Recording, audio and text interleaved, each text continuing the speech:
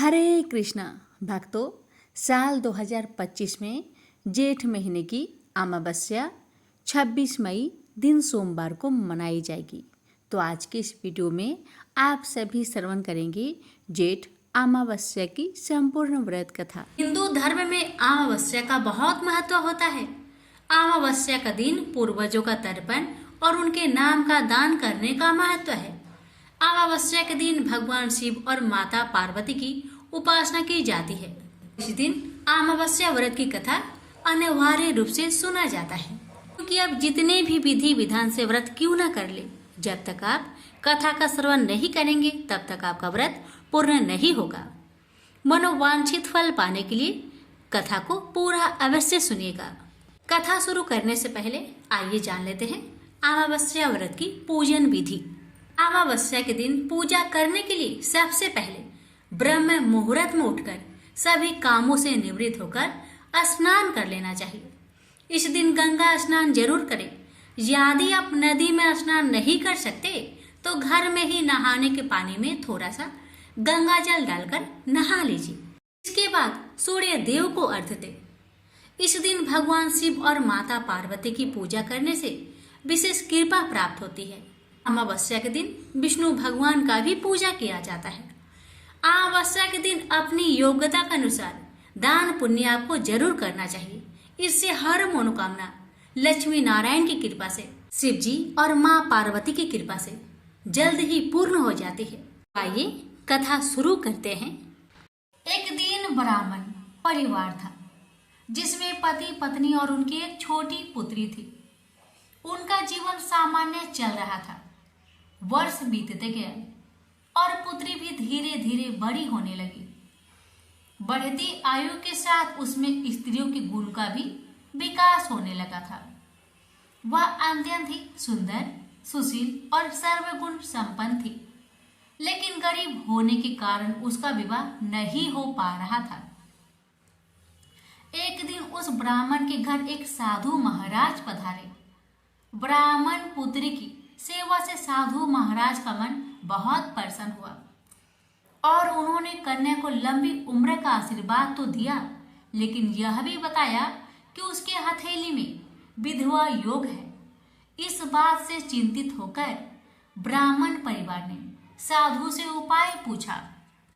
तब साधु ने कुछ देर विचार करने के पश्चात अपने ध्यान के आधार पर बताया कि कुछ दूरी पर एक गांव में सोना नाम की धोबन जाति की एक महिला अपने बेटे और बहू के साथ रहती है, जो बहुत ही संस्कारों से संपन्न तथा पति परायण और निष्ठावान है। यदि यह कन्या उसकी सेवा करे और इसके विवाह में वह महिला अपनी मांग का सिंदूर लगा दे तो इस कन्या का विधवा योग मिट सकता है। साधु ने यह भी कहा कि वह महिला कहीं आती जाती नहीं। यह बात सुनकर ब्राह्मणी ने अपनी बेटी से धोबिन की सेवा करने की बात कही।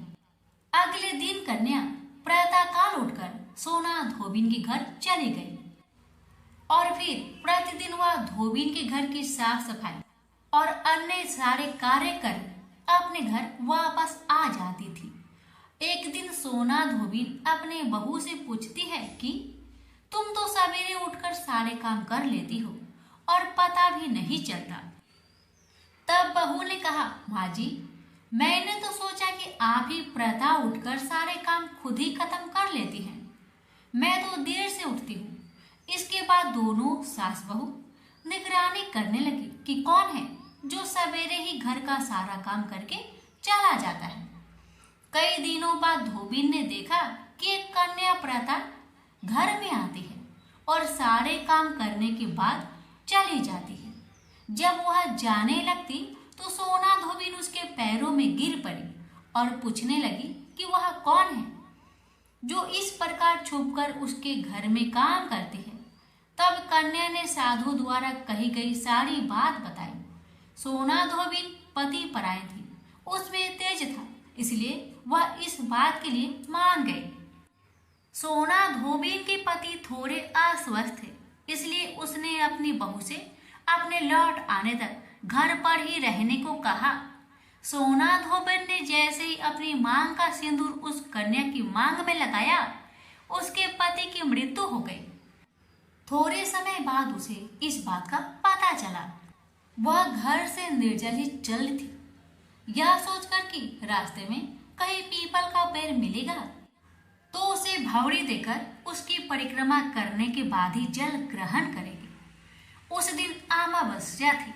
ब्राह्मण के घर मिले पुए पकवान की जगह उसने ईंट के टुकड़े से 108 बार भौरी देकर पीपल के पेड़ की 108 बार परिक्रमा की और उसके बाद जल ग्रहण किया।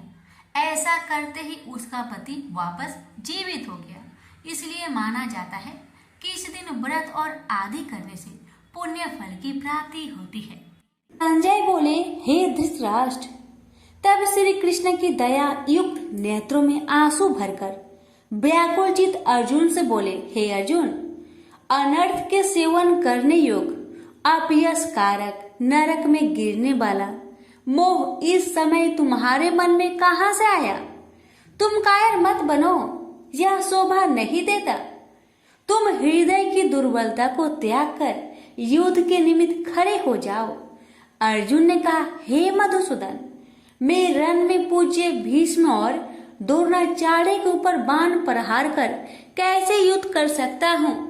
इस लोक में महात्मा गुरुजनों को न सताकर भीख मांग भोजन करना उत्तम है और अर्थ की कामना के लिए गुरुजनों को मारकर उनके रक्त से सने भोगों को भोगूंगा। हम नहीं जानते कि युद्ध में कौन जीतेगा। यदि हम जीत भी लेंगे, लेकिन जिनको मैं मारूंगा उन्हें मारकर मैं तो जीवित रहना भी नहीं चाहता। वही धृतराष्ट्र के पुत्र हमारे सामने प्रस्तुत है। दीनता से मेरी स्वाभाविक वृत्ति नष्ट हो गई है और धर्म के विषय में मेरा चित्त मोहित हो गया है। मैं आपसे पूछता हूँ, जिससे निश्चय करके मेरा भला हो वह मुझे समझाकर बताइए, क्योंकि मैं आपका शिष्य हूँ और आपकी शरण में हूँ। अतः मुझे ज्ञान शिक्षा दीजिए। मुझे पृथ्वी का निष्कंटक राज्य मिल जाए और देवता का भी आधिपत्य मिल जाए, तो भी ऐसा कोई उपाय नहीं दिखता कि जो मेरी इंद्रियों को दुखाने वाले शोक को दूर करे। हे गोविंद, मैं युद्ध नहीं करूंगा। यह कहकर अर्जुन चुप हो गए। संजय बोले, हे राजन, दोनों सेनाओं के बीच में खिन्न होकर बैठे अर्जुन से भगवान श्री कृष्ण ने ये वचन कहे, हे अर्जुन, जिसके लिए शोक नहीं करना चाहिए तू उसके लिए शोक करता है और पंडितों के वचन तू कहता है। तो पंडित लोग न मरों का सोच करते हैं और न जीवितों का सोच करते हैं। यह बात असंभव है कि मैं पहले न था, तुम भी न थे और यह राजा भी न थे और इसके बाद भी न रहेंगे। जैसे देहधारियों की इस देह का लड़कपन, जवानी, बुढ़ापा ये अवस्था होती है, जैसे ही मृत्यु के बाद दूसरी देह की भी होती है। इसलिए पंडित लोग मोक्ष को प्राप्त नहीं होते।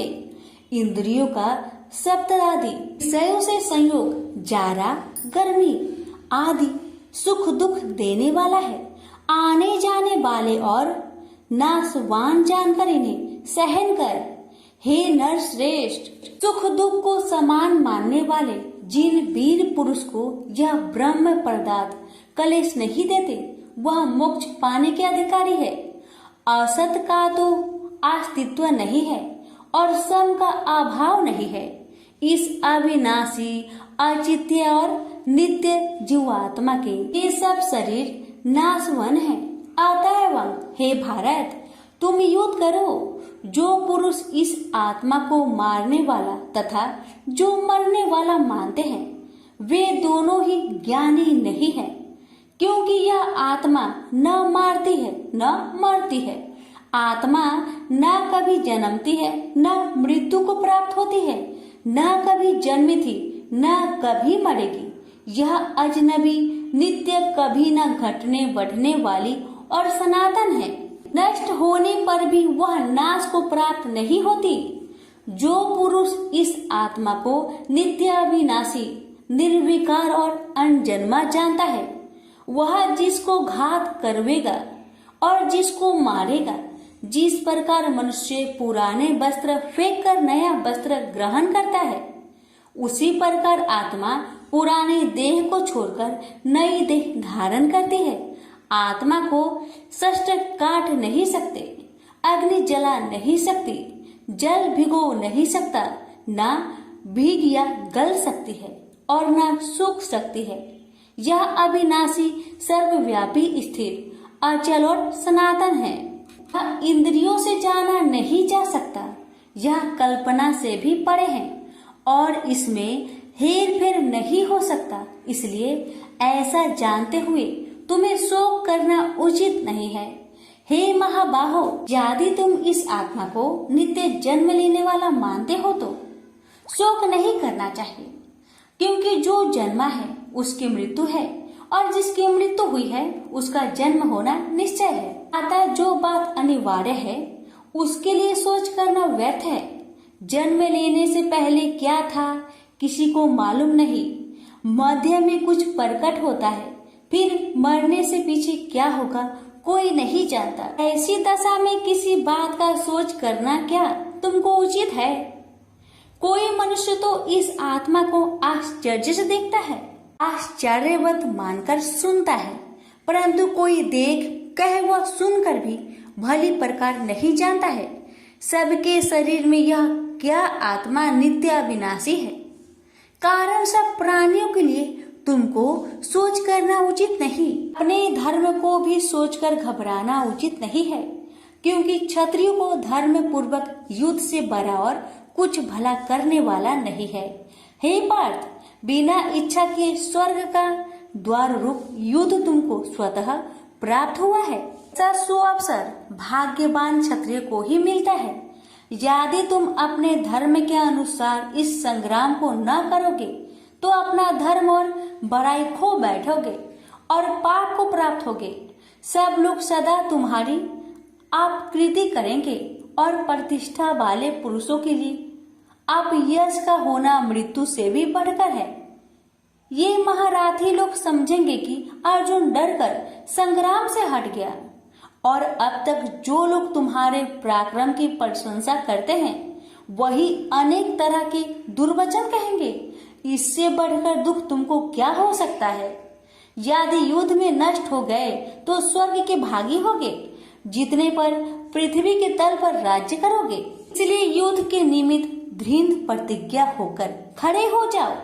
सुख दुख, लाभ हानि, जय पराजय, इन सब को समान समझकर युद्ध के लिए तैयार हो जाओ। ऐसा करने से तुम पाप को प्राप्त नहीं होगे। हे पार्थ, यह ज्ञान उपदेश ज्ञान योग के विषय में तुझसे कहा गया है। अब निष्काम कर्म योग के विषय में सुनो। जिस ज्ञान को पाकर कर्म बंधन से तेरी मुक्ति होगी। कर्म योग मार्ग में एक बार प्रारंभ किए कर्म का नाश नहीं होता और विघ्न पड़ने पर भी शुभ फल तथा इस कर्म का केवल प्रारंभ ही संसार से छुड़ाकर पूर्व ब्रह्म प्राप्त करता है। निश्चय करने वाली बुद्धि इस निष्काम कर्म में एक ही है और कामना वाले पुरुष की बुद्धि एकाग्र नहीं रहती। हे अर्जुन, अज्ञानी उस पुष्पिता वाणी को ही स्वर्ग सुख से बढ़कर कुछ नहीं समझते। स्वर्ग सुख को ही जो उत्तम पुरुषार्थ समझते हैं, उनको कामनाओं से चित्त व्याकुल होने के कारण निश्चयात्मक बुद्धि से मोक्ष साधना उत्पन्न होती है। कारण कि उनका चित्त भोग आदि में सदैव निमग्न रहता है। जिन मनुष्यों का चित्त इस प्रकार मोह में लिप्त है और जिसकी आसक्ति भोग विलास और ऐश्वर्य में है, ऐसे पुरुषों के अंत कारण में निश्चयात्मक बुद्धि नहीं होती। हे अर्जुन, वेद त्रिगुणात्मक सकाम है, तुम निष्काम हो जाओ। सुख दुख को समान जानकर नित्य क्षेम आदि स्वार्थों में ना पड़कर धीरजवान और आत्मनिष्ठ हो। तुमको केवल कर्म करना चाहिए, तुम्हारे अधिकार में फल नहीं। तुम ना तो फल की अभिलाषा में काम करो और न निकम्मे ही रहो। फल की आशा त्याग कर कर्म की सफलता असफलता को समान समझकर तुम योगस्थ होकर कर्म करो। फल की इच्छा रखने वाले निष्कृष्ट होते हैं। काम कर्म करने वाला पुरुष ईश्वर कृपा से इसी संसार में सुकृत तथा दुष्कृत इन दोनों का ही त्याग कर देता है। जो सब कर्मों में कल्याणकारक है, कर्म फल को त्याग कर ही बुद्धि युक्त ज्ञानी पुरुष जन्म बंधन से हटकर मोक्ष को पाते हैं। जब तुम्हारी बुद्धि मोह बन के बाहर निकल जाएगी, तब तुम्हारा मन आगे सुनने वाली तथा हुई बातों से विरक्त हो जाएगी। अनेक श्रुति इस मृत्यु के वचन को सुनने से तुम्हारी बुद्धि भ्रमित हो गई है। जिस समय वह निश्चल होकर आत्मा में निश्चल होगी, तभी उनको तत्व ज्ञान प्राप्त होगा। अर्जुन ने पूछा, हे केशव, आत्मा स्वरूप में निश्चल बुद्धि वाला जिसको कहा है, उनके लक्षण क्या है? श्री कृष्ण जी बोले, हे अर्जुन, जो महात्मा पुरुष मन की कामनाओं को त्याग देता है और अपने आप ही से प्रसन्न रहता है, उसको निश्चल बुद्धि वाला कहते हैं। दुख में जिसके मन खेद नहीं होता और सुख में जिसको आसक्त नहीं होती तथा प्रीति भय क्रोध जिसके जाते रहते हैं, वह महात्मा स्थिर बुद्धि वाला मुनि कहलाता है। जो सर्वत्र स्नेह करना है, जो शुभ पदार्थ होने पर हर्ष नहीं करता, अशुभ से अप्रसन्न नहीं होता, उसी को स्थिर बुद्धि जानना चाहिए। और कछुआ जैसे अपने अंगों को सिकुड़ लेता है, उसी तरह जो पुरुष अपनी इंद्रियों को विषय से हटाता है, उनकी बुद्धि स्थिर जाननी चाहिए। हे अर्जुन, मोक्ष प्रयत्न करने वाले विद्वान व्यक्ति को भी प्रबल इंद्रिया बलात् उसके मन को जीत लेती है। इसलिए सब इंद्रियों को विषयों से रोक मेरे अंतर्ज्ञान में तत्पर हो जावे। जिसने इंद्रियों को बस में कर लिया है, उसकी बुद्धि निश्चल है। जो पुरुष विषयों के ध्यान में रहता है, उसमें उसकी प्राप्ति हो जाती है। प्राप्ति होने से कामना होती है, इच्छा के पूर्ण न होने से क्रोध से अविवेक होता है, अविवेक से स्मरण शक्ति नष्ट हो जाती है, स्मरण शक्ति के नष्ट होने से बुद्धि क्षय हो जाती है। जिसकी बुद्धि का नाश हुआ, वह विनाश को प्राप्त होता है। जो पुरुष राग देश से रहित होकर इंद्रियों के विषय सुख का अनुभव करता है और अपने मन को बस में रखता है, वह शांति को प्राप्त होता है। शांति मिलने पर सब दुखों का नाश होता है। प्रसन्न चित्त वाले की बुद्धि तुरंत निश्चल हो जाती है। वो पुरुष योग युक्त नहीं है, उनको निश्चल बुद्धि उत्पन्न नहीं होती। भावना के न होने से शांति प्राप्त नहीं होती। शांत को सुख कहाँ से मिलेगा? इस कारण हे महाबाहो, जिसने इंद्रियों को विषय से सर्वथा रोक रखा है, उसी की बुद्धि स्थिर है। जब सब प्राणियों की रात होती है, उसमें संयमी जागता रहता है और प्राणी मात्र जिस समय जागते हैं, मुनि जनों की वह रात्रि है। जल से भरे पूर्ण समुद्र में जल भरने पर भी वह अपनी मर्यादा पर ही रहता है। उसी तरह जिस पुरुष में इच्छा न रहने पर भी अनिच्छा से सब विषय भोग प्राप्त होते हैं, उसी को शांति मिलती है। विषयों की इच्छा करने वाले को शांति नहीं मिलती।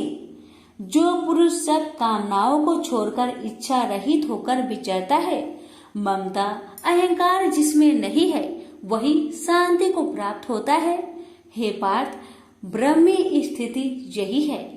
ऐसी स्थिति मिल जाने पर प्राणी फिर मोह में नहीं फंसता और अंत समय में निर्वाण ब्रह्म पद को प्राप्त होता है। प्रेम से बोलिए श्री कृष्ण भगवान की जय। पर श्रीमद् भगवत गीता पाठ का दूसरा अध्याय समाप्त हुआ। अब सुनेंगे दूसरे अध्याय का महात्म्य। श्री नारायण जी बोले, हे लक्ष्मी, दक्षिण देश में एक पूर्ण नाम नगर था। वहाँ एक देव सुशर्मा बड़ा धनवान रहता था। उसे साधु सेवा करते हुए 7 दिन बीते थे। तब एक बाल नाम ब्रह्मचारी आया, उसकी बहुत सेवा की और विनय से कहा, हे संत, कृपा कर मुझे श्री नारायण जी के पाने का ज्ञान उपदेश दीजिए। तब वह ब्रह्मचारी बोला, मैं तुझे गीता जी के दूसरे अध्याय का पाठ सुनाता हूँ, श्रवण कर। एक आइली वन में बकरियां चरा रहा था। वहां मैं भजन किया करता था। एक दिन रात को आइली अपनी सभी बकरियों को लेकर घर के रास्ता में चल रहा था कि मार्ग में एक सिंह बैठा मिला उसे। एक बकरी सबसे आगे अपनी ओर चली आती देखकर शेर वहां से भाग गया। तब आइली यह देखकर बहुत हैरान हुआ और मैं भी वहां पर खड़ा हुआ था। उस चौराहे ने मुझे देखकर कहा, मैंने यह आश्चर्य देखा कि बकरी को देखकर शेर भाग गया, ये कैसे हुआ? तुम तो त्रिकाल के हो, यह वृत्तांत मुझे सुनाओ, तुम सब कुछ जानते हो। तब संत ने कहा, हे आइली, मैं तुझे एक छिपकली वार्ता सुनाता हूँ। यह बकरी पिछले जन्म में डायन थी। जब इसका पति मर गया तब यह बड़ी डायन हुई। इस सुंदर लड़के को देखे उसी को खा लेती थी। और शेर पिछले जन्म में फंदक था। वह पंछी को पकड़ने के लिए वन में जाया करता था। ये डायन भी वही वन को गई। वहाँ डायन ने उस फंदक को खा लिया था। अब वही फंदक शेर हुआ। वह डायन बकरी बनी है। शेर को पिछले जन्म की खबर है, इसलिए बकरी को देखकर शेर ने समझा कि अभी यह मुझे खाने के लिए आ रही है। तब आइली ने कहा, मैं पिछले जन्म में कौन था? तब संत बोला, तू पिछले जन्म में चांडाल था। आइली ने कहा, हे ब्रह्मचारी जी, कोई उपाय भी है जिससे हम तीनों ही इस अधम देश से छूटे? तब संत जी बोले, हम तुम तीनों का उद्धार करते हैं। ये कहकर संत जी ने जब गीता जी के अक्षर सुनाए तो उनको सुनते ही तुरंत आकाश से विमान आए और उन तीनों को विमानों में बैठाकर बैकुंठ लोक को ले गए। अधम देह से छूटकर देव देही पाई और देव सुशर्मा भी ज्ञान को सुन मोक्ष को प्राप्त हुआ और देव देही पाकर बैकुंठ को गया। तब श्री नारायण जी ने कहा, हे लक्ष्मी जी, जो मनुष्य श्री नारायण जी के ज्ञान को पढ़े सुने वह अवश्य मुक्ति को प्राप्त होता है। प्रेम से बोलिए लक्ष्मी नारायण की जय। स्वर्णी मुनि की पुत्री तुलसी अपूर्व सुंदर थी। उसकी इच्छा थी कि उनका विवाह भगवान नारायण के साथ हो। इसके लिए उन्होंने नारायण पर्वत की घाटी में स्थित बद्री वन में घोर तपस्या की। दीर्घ काल तक तपस्या के उपरांत ब्रह्मा जी ने प्रसन्न होकर दर्शन दिए और वर मांगने को कहा। तब तुलसी जी ने कहा, हे सृष्टि के कर्ता ब्रह्मदेव, आप तो अंतर्यामी हैं, आपसे क्या छुपा है? सबकी मन की बात आप जानते हैं। फिर भी मैं अपनी इच्छा आपको बताती हूँ। मैं चाहती हूँ कि भगवान श्री हरि मुझे पति रूप में मिले। तुलसी की बातें सुन ब्रह्मदेव ने कहा, तुम्हारा अभीष्ट तुम्हें अवश्य मिलेगा। आपने पूर्व जन्म में किसी अपराध के कारण तुम्हें श्राप मिला है। इसी प्रकार भगवान श्री नारायण के एक पार्षद को भी दानव कुल में जन्म लेने का श्राप मिला है। दानव कुल में जन्म लेने के बाद भी उसमें नारायण का अंश विद्यमान रहेगा। इसलिए इस जन्म में पूर्व जन्म के पाप के शमन के लिए संपूर्ण नारायण तो नहीं, नारायण के अंश से युक्त दानव कुल में जन्मे उस श्रापग्रस्त पार्षद से तुम्हारा विवाह होगा। श्राप मुक्त होने पर भगवान श्री नारायण सदा सर्वदा के लिए तुम्हारे पति हो जाएंगे। तुलसी ने ब्रह्मा जी के इस वर को स्वीकार किया, क्योंकि मानव कुल में जन्म के कारण उसे मायावी भोग तो भोगना ही था। तुलसी बद्री वन में रहने लगी। नारायण का वह पार्षद दानव कुल में शंखचूड़ के नाम से पैदा हुआ था। कुछ दिनों के बाद वह भ्रमण करता हुआ बद्री वन में आया, जहाँ तुलसी रहा करती थी। वहाँ तुलसी को देखते ही उस पर मुग्ध हो गया। तुलसी के सामने उसने अपने साथ विवाह करने का प्रस्ताव रखा। इतने में ही वहां ब्रह्मा जी भी आ गए और उन्होंने तुलसी से कहा, तुलसी, शंखचूड़ को देखो, कैसा देवोपम इसका स्वरूप है। दानव कुल में जन्म लेने के बाद भी लगता है जैसे इसके शरीर में नारायण का वास हो। तुम प्रस्ताव को स्वीकार कर लो। तुलसी को भी लगा कि उसकी तपस्या पूर्ण हुई है, उसे इच्छित फल मिला है। शंखचूड़ के साथ उसका गंधर्व विवाह हो गया और वह शंखचूड़ के साथ उसके महल में पत्नी बनकर आ गई। शंखचूड़ ने अपनी परम सुंदरी सती सावधि पत्नी तुलसी के साथ बहुत दिनों तक राज्य किया। उसने अपने राज्य का इतना विस्तार किया कि देवलोक तक उसके अधिकार में आ गया। स्वर्ग का सुख भोगने वाले देवताओं की दशा भिखारियों की जैसी हो गई। शंखचूड़ किसी को भी कष्ट नहीं देता था, पर अधिकार और राज्य छीन जाने से सारे देवता मिलकर ब्रह्मा, विष्णु और शिव की सभा में गए तथा अपनी विपत्ति सुनाई। ब्रह्मा जी ने कहा, तुलसी परम साध्वी है, उसका विवाह शंखचूड़ से मैंने ही करवाया था। शंखचूड़ को तब तक नहीं हराया या मारा जा सकता है जब तक तुलसी को न छला जाए। विष्णु जी ने कहा, शंखचूड़ पूर्व जन्म में मेरा पार्षद था। श्राप के कारण उसे दैत्य कुल में जन्म लेना पड़ा। इस जन्म में भी मेरा अंश उसमें व्याप्त है।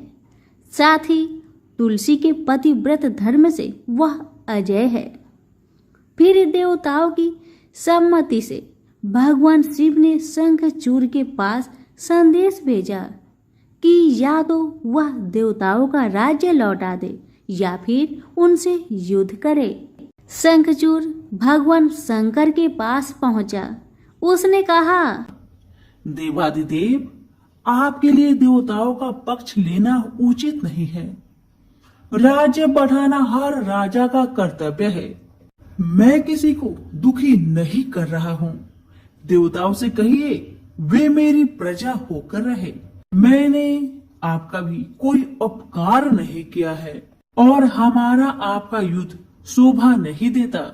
अगर आप हार गए तो बड़ी लज्जा की बात होगी। मैं हार गया तो आपकी प्रीति बहुत अधिक नहीं बढ़ेगी। शंखचूड़ की बातें सुन भगवान शंकर हंसने लगे। भगवान तो सब रहस्य समझते थे। तुलसी और शंखचूड़ के पूर्व जन्म की श्राप की अवधि लगभग पूरी हो चुकी थी। भगवान बोले, इसमें कृति और लज्जा की बात नहीं। तुम देवों के राज्य लौटाकर उन्हें उनके पद पर प्रतिष्ठित होने दो। युद्ध से बचने का यही एक उपाय है। शंखचूड़ ने कहा, मैंने युद्ध के बल से देवलोक जीता है। कोई उसे युद्ध के द्वारा ही वापस ले सकता है। यह मेरा अंतिम उत्तर है। मैं जा रहा हूँ। ऐसा कहकर शंखचूड़ चला गया। उसने अपनी पत्नी तुलसी को सारी बात बताई और कहा, कर्म भोग सब काल सूत्र में बंधा है। जीवन में हर्ष, शोक, भय, सुख, दुख, मंगल, अमंगल काल के अधीन है। हम तो केवल निमित्त है। संभव है भगवान शिव दोनों का पक्ष लेकर मुझसे युद्ध करे। तुम चिंता मत करना, तुम्हारी सती तेज मेरी रक्षा करेगी। दूसरे दिन भगवान शंकर ने नेतृत्व में देवताओं ने युद्ध छेड़ दिया। शंखचूड़ ने भीषण बाणों की वर्षा कर उनका वेग रोका। उसके प्रहार से देवता डगमगाने लगे। उसने दानवी शक्ति का प्रयोग कर मायावी युद्ध आरंभ किया। युद्ध स्थल पर दानव शंखचूड़ किसी को दिखाई नहीं देता था, पर उसका अस्त्र शस्त्र देवताओं पर प्रहार कर देवताओं को घायल कर रहा था। अब देवतागण अपना अस्त्र शस्त्र चलाए तो किस पर चलाए और कैसे चलाए, क्योंकि कोई शत्रु सामने था ही नहीं। कई दिनों तक इस तरह भयंकर युद्ध चला। शंखचूड़ पराजित नहीं हुआ। तब भगवान शिव ने विष्णु जी से कहा, विष्णु कुछ उपाय करिए, अन्यथा मेरा तो सारा यश मिट्टी में मिल जाएगा। तब श्री हरि विष्णु ने सोचे, बल से तो शंखचूड़ को हराया नहीं जा सकता, इसलिए छल का सहारा लेना होगा। उन्होंने तुरंत अपना स्वरूप शंखचूड़ जैसा बनाया और वस्त्र शस्त्र से सज्जित हो तुलसी के पास आए और बोले, प्रिय, मैं युद्ध में जीत गया। सारे देवता भगवान शंकर समेत हार गए। आओ, इस खुशी में आओ, मैं तुम्हें अंक से लगा लूं। पति को प्रत्यक्ष खरा देख तथा विजय का समाचार सुन वह दौड़कर मायावी शंखचूड़ के गले से लिपट गई। इस प्रकार पति पत्नी दोनों ने आलिंगन को खूब खुशी मनाई। पर पुरुष के साथ इस प्रकार का व्यवहार से उसका सती तेज नष्ट हो गया। उसका सती तेज जो शंखचूड़ की कवच के रूप में रक्षा कर रहा था, वह कवच नष्ट हो गया। शंखचूड़ शक्तिहीन हो गया। यह जानते ही भगवान शंकर ने अपने त्रिशूल से प्रहार किए। त्रिशूल के लगते ही शंखचूड़ जलकर भस्म हो गया। शंखचूड़ के मरने को जानकर विष्णु अपने असली स्वरूप में आ गए। सामने अपने पति शंखचूड़ के स्थान पर भगवान विष्णु को खड़ा देख तुलसी बहुत विस्मित हुई। उसको पता लग गया कि स्वयं नारायण ने उसके साथ छल किया है। क्रोध में आकर उसने श्राप दिया, एक सती स्त्री का अस्तित्व भंग करने के अपराध में तुम हृदयहीन पत्थर हो जाओ। विष्णु ने तुलसी के श्राप को सिरोधार्य कर कहा, देवी, तुम्हारा तथा शंखचूड़ के कल्याण के लिए मुझे ऐसा करना पड़ा।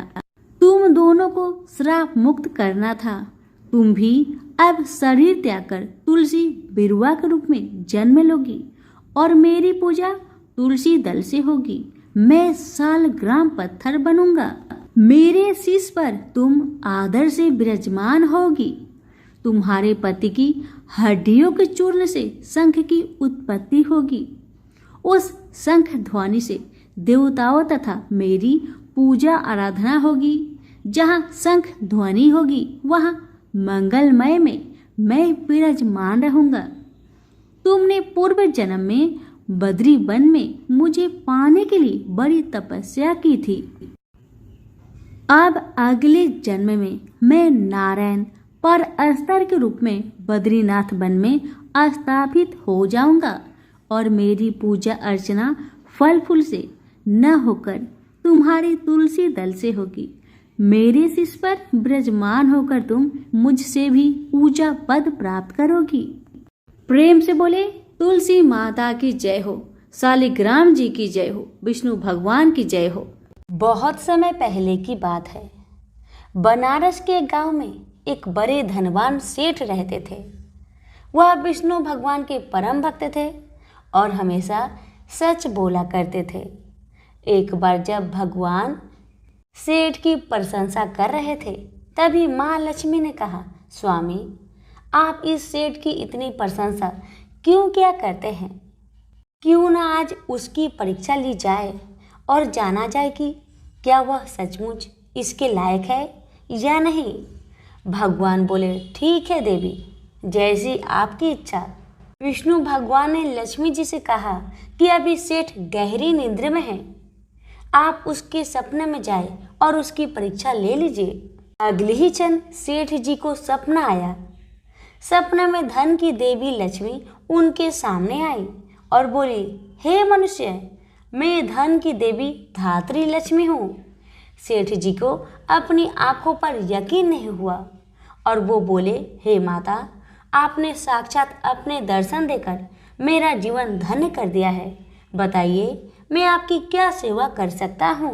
माता ने कहा, कुछ नहीं, मैं तो बस इतना बताने आई हूँ कि मेरा स्वभाव चंचल है और बरसों से तुम्हारे भवन में निवास करते करते मैं ऊब चुकी हूँ और यहाँ से जा रही हूँ। सेठ जी बोले, मेरा आपसे निवेदन है कि आप यहीं रहे, किंतु अगर आपको यहाँ अच्छा नहीं लग रहा है तो मैं आपको भला कैसे रोक सकता हूँ। आप अपनी इच्छा अनुसार जहाँ चाहें वहाँ जा सकती हैं।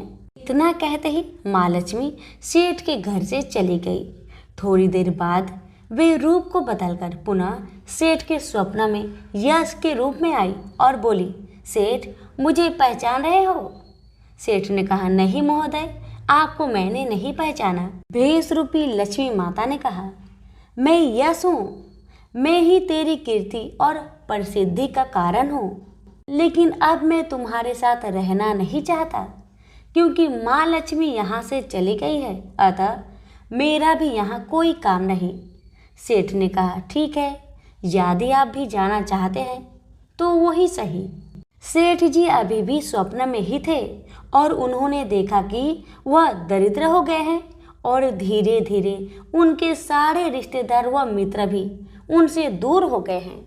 यहाँ तक कि जो लोग उनका गुणगान किया करते थे वो भी आज उनकी बुराई कर रहे हैं। कुछ और समय बीतने पर माँ लक्ष्मी धर्म का रूप धारण करके पुनः सेठ के सपने में आई और बोली, मैं धर्म हूँ।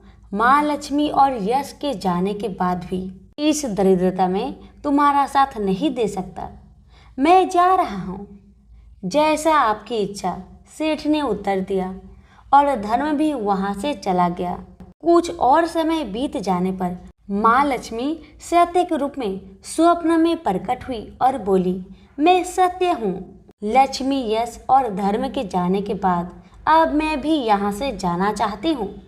ऐसा सुन सेठ जी ने तुरंत सत्य के पांव पकड़ लिए और बोले, हे महाराज, मैं आपको नहीं जाने दूंगा। भले ही सब मेरा साथ छोड़ दे, मुझे त्याग दे, पर कृपया आप ऐसा मत करिए। सत्य के बिना मैं एक क्षण नहीं रह सकता। यदि आप चले जाएंगे तो मैं तत्काल ही अपना प्राण त्याग दूंगा। लेकिन तुमने बाकी तीनों को बड़ी आसानी से जाने दिया, उन्हें क्यों नहीं रोका? सत्य ने प्रश्न किया।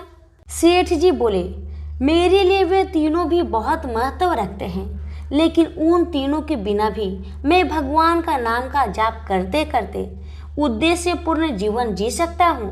परंतु यदि आप चले गए तो मेरा जीवन में झूठ प्रवेश कर जाएगा और वाणी अशुद्ध हो जाएगी। भला ऐसी वाणी से मैं अपने भगवान की वंदना कैसे कर सकूंगा? मैं तो किसी भी कीमत पर आपके बिना नहीं रह सकता। सेठ जी के उत्तर सुन सत्य बहुत प्रसन्न हुआ और उसने कहा, तुम्हारी अटूट भक्ति ने मुझे यहाँ रुकने पर विवश कर दिया और अब मैं यहाँ से कहीं नहीं जाऊंगा। और ऐसा कहते हुए सत्य अंतर्ध्यान हो गया। सेठ जी अभी भी निद्रा में थे। थोड़ी देर बाद स्वप्न में धर्म वापस आया और बोला, मैं अब तुम्हारे पास ही रहूंगा क्योंकि यहाँ सत्य का निवास है। सेठ जी ने प्रसन्नतापूर्वक धर्म का स्वागत किया। उसके तुरंत बाद यश भी लौट आया और बोला, जहाँ सत्य और धर्म है वहाँ यश स्वतः ही आ जाता है, इसलिए अब मैं भी तुम्हारे साथ ही रहूंगा। सेठ जी ने यश की भी आवभगत की और अंत में माँ लक्ष्मी आई। उन्हें देखते ही सेठ जी नतमस्तक होकर बोले, हे देवी, क्या आप भी पुनः मुझ पर कृपा करेंगी? अवश्य, जहाँ सत्य, धर्म और यश हो वहाँ मेरा वास निश्चित है, माँ लक्ष्मी ने उत्तर दिया। यह सुनते ही सेठ जी की नींद खुल गई। उन्हें यह सब स्वप्न लगा, पर वास्तविकता में वह एक कड़ी परीक्षा से उत्तीर्ण होकर निकले थे। मेरे प्यारे दोस्तों, हमें भी हमेशा याद रखना चाहिए कि जहाँ सत्य का निवास होता है वहाँ यश, धर्म और लक्ष्मी का निवास स्वतः ही हो जाता है। सत्य है तो सिद्धि, प्रसिद्धि और समृद्धि है। प्रेम से बोलिए लक्ष्मी नारायण की जय। आजामिल एक सदाचारी ब्राह्मण था। वह कन्याकुब्ज प्रदेश में रहता था। प्रारंभिक जीवन वह बहुत ही सदाचारी तथा ब्राह्मणोचित कर्म करने वाला था। दुर्योग से एक बार वह किसी दासी के प्रेम में पड़ गया और उसे अपनी पत्नी बनाकर रहने लगा। उसकी कुसंगति के कारण उसके विचार दूषित हो गए और दुष्कर्मों से वह अपनी जीविका चलाने लगा।